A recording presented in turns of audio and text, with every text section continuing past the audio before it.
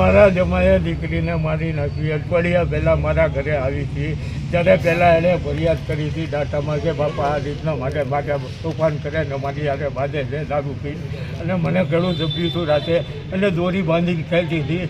તે પછી મેં દીકરીને કીધું કે બેટા તું ભાવનગર વી આવ અને અઠવાડિયું અહીંયા રહી જા, પછી સાંજ પડે ને તારે હું આવી જાય મોકલી.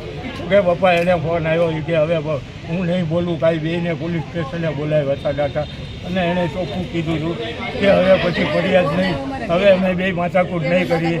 ત્યારે જમાદાર સાહેબે એમ કીધું હતું કે આ છોકરાનો કોઈ ભરોસો નથી, મને થોડોક છોકરા ઉપર ડાઉટ લાગે છે કે. તો મેં કીધું બેટા કેમ કર્યું? તો કે હું પપ્પા વહી જાઉં. તો મેં કીધું જા બેટા. તે પછીના આજ 10-15 દી રહ્યા ગયા ને આ બનાવ બની ગયો છે સાહેબ. કેટલા સમયથી આ ઝઘડો ચાલતો હતો દાદા? ઝઘડો 15 દી પહેલાં માથાકૂટ થઈ હતી, તે પછી માથાકૂટ નથી થઈ. કામ તો એ કામ કરે, આજ હું કામ ન કરું તો મારા ઘરવાળા મને હેરાન કરશે એમ કે રડીને આપો. આજ 1 વર્ષથી 3 છોકરાને હાંચવા એટલે શું વાત છે એમ. આ બધું એમનેમ થાય. સ્કૂલની ફી ભણાવવા ગણાવવા ખવડાવવા પીવડાવવું એકલી ભાઈ કરે. હું આજ એકલી ઉપર બોજો નાખી દે. આદમીને દારૂ પીને હોળના ભાવમાં ભટકવું, કોકને આવી રીતે દીકરીને કોકની હેરાન કરાય.